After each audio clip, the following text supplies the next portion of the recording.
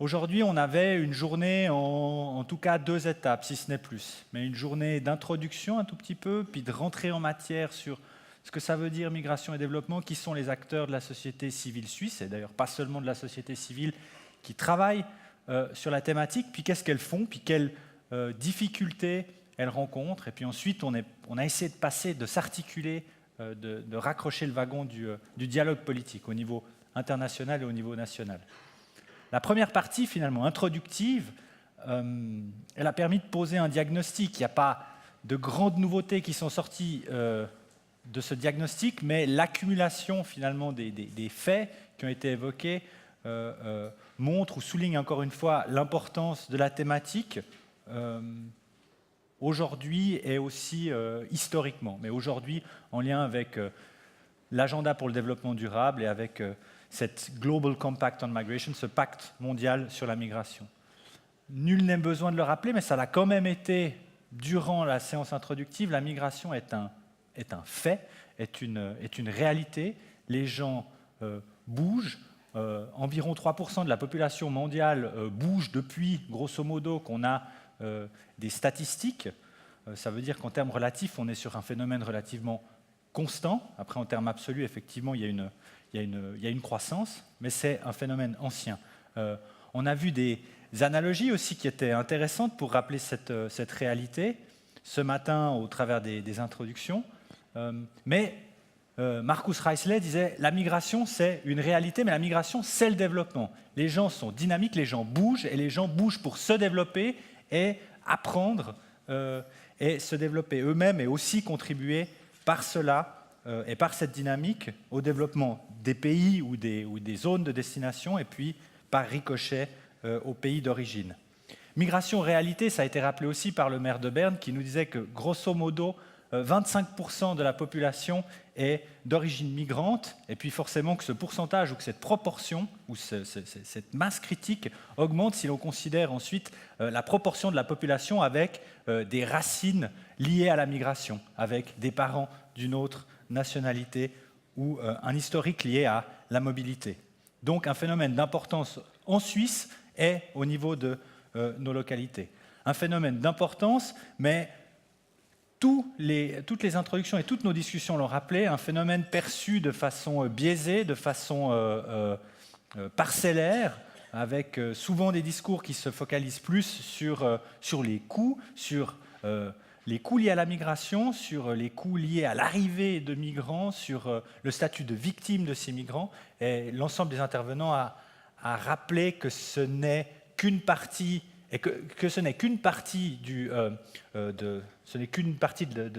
une face de la monnaie et que ça ne présente pas ou ça n'explique pas l'ampleur du phénomène, avec une analogie sur la migration comme oxygène, Sauerstoff, de la société utilisée par le maire de Berne, comme pour rappeler que le poumon économique ou que le poumon politique ou sociétal ou social vit aussi par l'apport d'oxygène, et donc rappeler la contribution de la migration et des migrants à des processus de développement. Donc une façon intéressante d'expliciter une réalité qui est prouvée, attestée économiquement, qu'on parle, ou au-delà d'ailleurs des bénéfices économiques qu'on tire de la migration, qu'on parle de transfert de compétences, de connaissances, d'échanges culturels, et ainsi de suite. Pourtant, la situation est telle qu'elle a aussi été décrite aujourd'hui par la plupart des intervenants et par les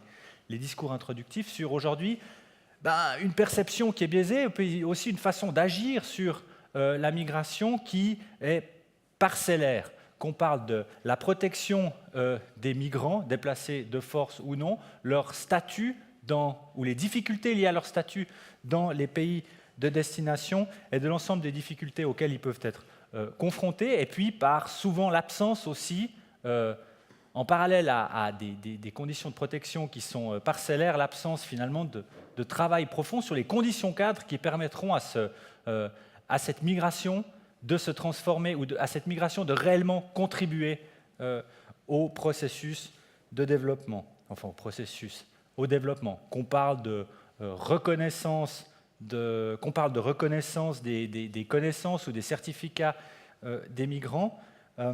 Intéressant aussi la remarque du maire de Berne ce matin pour dire finalement si ces gens-là, si cette population contribue autant au développement de notre société, de nos communes, de notre État, pourquoi ne devrait-il pas avoir les mêmes droits et placer donc sur une base d'égalité des droits? C'était une des remarques qui avait particulièrement attiré mon attention ce matin lors des introductions.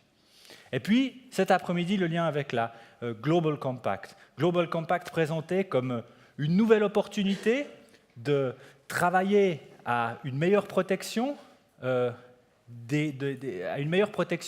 mais aussi à une possibilité de maximiser les retours de la migration pour le développement et une opportunité de travailler aussi en continuité des instruments qui sont déjà disponibles, notamment l'agenda 2030 pour le développement. Et à propos de cet agenda, Marcus Reisley l'a rappelé ce matin, c'est du paper, c'est du agreed paper. Donc de là, la perspective aussi d'utiliser la Global Compact comme une possibilité de devenir concret et de transformer cet agenda qui lui-même se dit transformatif en actes, en politique concrète et en objectifs mesurables dont on pourra ensuite assurer la mise en œuvre et le suivi dans les prochaines années. Donc l'importance de cette Global Compact, c'est un des messages finalement que je retiens aussi des discussions, d'être concret et d'arriver à des objectifs précis et mesurables. Un autre mot-clé que j'ai retenu de ce matin, c'est Common Concern. C'est une façon rapide et intéressante de rappeler à quel point la migration, comme on l'a mentionné ce matin, est une réalité à laquelle finalement on est tous confrontés, soit en tant que bénéficiaires, soit en tant que migrants. Common Concern comme un concept forçant à agir pour un partage des bénéfices et des coûts, comme un devoir commun et une responsabilité partagée des États, mais pas seulement des États, des différentes catégories de la société, des différents acteurs de la société. Donc Common Concern, un rappel aussi, ça a été fait par donc Common Concern, souci commun, ça a été rappelé aussi par Pietro Mona, notamment l'importance de la collaboration, l'importance du partenariat comme objectif non seulement de la société civile, mais aussi visiblement de la position suisse, comme rappelé par l'ambassadeur Mona, importance de collaboration entre les États, mais importance aussi de préserver et de continuer sur l'approche multi-acteurs. Multi-acteurs dans presque tous les sens du terme, j'ai envie de le dire. Multi-acteurs quand on parle de la verticalité de la Suisse et de ses différents niveaux institutionnels, multi-acteurs aussi s'agissant de la collaboration entre les acteurs institutionnels et les acteurs non institutionnels, qu'on parle de l'implication de la société civile dans la définition des objectifs, dans leur mise en œuvre et dans le rapportage. Et là, la société civile a aussi prouvé ce matin, au travers des tables de discussion, qu'il n'y avait pas simplement une volonté d'influencer, mais qu'il y avait une volonté aussi de participer et de nourrir le débat par les bonnes pratiques, par des expériences qui sont faites peut-être dans la ville de Bienne ou peut-être au Sri Lanka ou au Qatar. Donc une volonté aussi de nourrir le débat avec des éléments concrets, avec des pratiques et des expériences. Et puis, j'essaie de ne pas oublier aussi le secteur privé, et l'employeur et les employeurs qui doivent aussi être assimilés à ce processus, être inclus dans ce processus, qu'il en aille des discussions ou de la responsabilité de la mise en œuvre de la Global Compact, même si celle-ci n'est aujourd'hui pas définie, mais de la mise en œuvre aussi ou du respect de certains standards et des droits des travailleurs.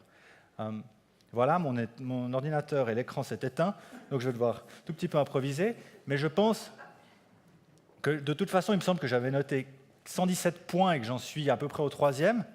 Non, j'avais noté ces mots-clés, Common Concern, Partnership, Collaboration. Le dernier que je voulais encore mentionner, c'était effectivement Policy Coherence, qui a été mentionné comme une lentille, comme une grille de lecture ou de travail pour l'ensemble de pour nos activités sur la migration qui ne peut pas être finalement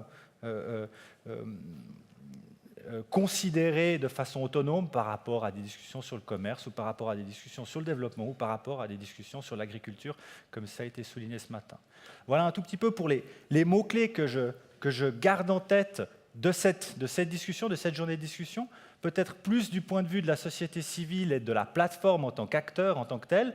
Je pense qu'aujourd'hui, on a pu voir les deux activités principales de notre plateforme.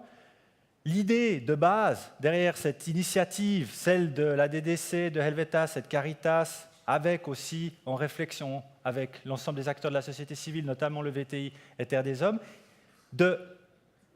elle part d'un constat, de voir qu'il y a cette diversité d'expériences, qu'il y a cette diversité de pratiques de migration et de développement et aussi d'angles d'attaque sur la thématique. Et donc de partager, de se mettre ensemble pour partager nos connaissances et faire évoluer ensemble nos connaissances. Et puis une volonté aussi d'utiliser cette connaissance consolidée pour discuter avec les acteurs institutionnels, notamment la DDC, mais l'administration fédérale dans son ensemble, sur ce dialogue politique, ses priorités et les choses que nous, on identifie sur le terrain, que ce soit un terrain suisse ou que ce soit un terrain à l'étranger.